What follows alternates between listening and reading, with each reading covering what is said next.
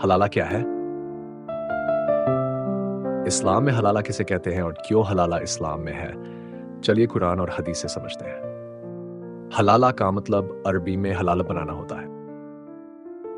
हलाला के बारे में कई गलतफहमियां इसलिए है कि लोग कुरान की आयतों सुनते हैं लेकिन रसूलुल्लाह हजरत मोहम्मद सल्लल्लाहु अलैहि वसल्लम की हदीसें नहीं जानते या नहीं समझते हैं। हलाला कोई खेल या रिवाज नहीं बल्कि एक सख्त शर्त है जो तलाक के गलत इस्तेमाल को रोकने के लिए रखी गई है।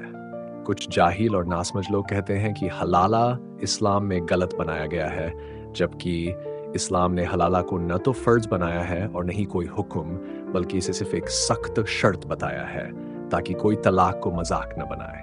गुनाह रोकने के लिए इस्लाम में कुछ बड़े जुर्मों के लिए बहुत सख्त सजा रखी गई है ताकि समाज में इंसाफ और अमन कायम रहे। जैसे चोरी के लिए कुरान कहता है चोर मर्द और चोर औरत दोनों के हाथ काट दो। ये उनके किए का बदला है और अल्लाह की तरफ से एक नसीहत है। और जिना बिलजबर यानी बलात्कार इस्लाम में दोहरा गुनाह है। पहला जिना यानी शरीयत के खिलाफ हराम रिश्ता बनाना। दूसरा गुनाह जुल्म है यानी किसी की इज्जत पर जबरदस्ती करना, इसलिए इस्लाम में इसकी सजा बहुत सख्त है। कुरान में जिना की सजा जिना करने वाली और जिना करने वाले दोनों को 100 कोड़े मारो और अगर वो शादीशुदा हो तो उनको पत्थर मारकर मौत दी जाए। इस तरह की सजा के डर से गुनाह कम होते हैं और गुनाह करने से इंसान 1000 बार सोचता है। अब सवाल ये है कि आखिर इस्लाम में हलाला क्यों रखा गया? हलाला इस्लाम का हुक्म नहीं है बल्कि तलाक के गलत इस्तेमाल पर रोक है। कभी कभी लोग छोटी छोटी बातों को इतना बड़ा बना लेते हैं कि अपनी शादीशुदा जिंदगी को खुद ही उलझा देते हैं। नतीजा ये होता है कि गुस्से में मर्द तलाक दे देता है और औरत जल्दबाजी में खुला ले लेती है। लेकिन जब गुस्सा ठंडा होता है तो एहसास होता है कि गलती दोनों से हुई थी। काश उस वक्त थोड़ा सब्र कर लेते तो आज उनकी जिंदगी बिखरती नहीं है। हलाला इस्लाम नहीं, एक सबक है, इसे मजाक न बनाएं। कुरान की सूरह अल बकरा आयत 230 में अल्लाह फरमाता है, फिर अगर शौहर उसे तीसरी बार तलाक दे दे तो वह औरत उसके लिए हलाल नहीं जब तक वह किसी दूसरे शौहर से निकाहन कर ले। फिर अगर वह दूसरा शौहर भी तलाक दे दे तो दोनों के लिए कोई गुनाह नहीं अगर वे फिर से एक दूसरे से निकाह कर ले। अल्लाह हमें तलाक और हलाला दोनों को सही तरह से समझने की तौफीक दे। इस्लामी शरीयत में निकाह हलाला इस सूरत को कहा जाता है जब किसी आदमी ने अपनी बीवी को 3 बार तलाक दे दिया, यानी तलाक ए मुगलजा, तो अब वह औरत उस आदमी के लिए हराम नाजायज हो जाती है और वह आदमी उस औरत के लिए हराम हो जाता है। अब हमेशा के लिए एक दूसरे के लिए हराम हो गए हैं। अब अगर वही औरत अपनी खुशी और मर्जी से किसी दूसरे मर्द से निकाह करे नई जिंदगी की शुरुआत के लिए और वह निकाह हकीकी हो, फिर अगर वह दूसरा शौहर भी अपनी मर्जी से तलाक दे दे या उसकी मौत हो जाए तो अब वह औरत पहले वाले शौहर के लिए दोबारा निकाह करने के लायक हो जाती है। अगर जिंदगी में ऐसा मोड़ और ऐसे हालात खुद बने कि दूसरी शादी भी किसी जायज वजह से टूट जाए तो शरीयत के तहत इद्दत के बाद अगर औरत पहले शौहर से शादी करना चाहती है तो वह दोबारा निकाह कर सकती है और मर्द भी अपनी पहली बीवी से दोबारा निकाह कर सकता है। ये निकाह अब हलाल है। इसी जायज तरीके को इस्लाम में हलाला कहा जाता है। मतलब पहले शौहर के लिए दोबारा निकाह के लिए उस औरत को हलाल बनाना होता है, लेकिन यह सिर्फ दिखावे का निकाह नहीं होना चाहिए। गलत मकसदी हलाला ये इस्लाम में नहीं है, यानी जानबूझकर किसी तीसरे आदमी से सिर्फ एक रात के लिए निकाह करवाना ताकि फिर तलाक दिलवाकर दोबारा पहले शौहर से शादी हो जाए। ये इस्लाम में सख्त हराम है। रसूलुल्लाह हजरत मोहम्मद सल्लल्लाहु अलैहि वसल्लम हमने फरमाया, अल्लाह की लानत है उस मर्द पर जो हलाला करता है और उस पर भी जो हलाला करवाता है।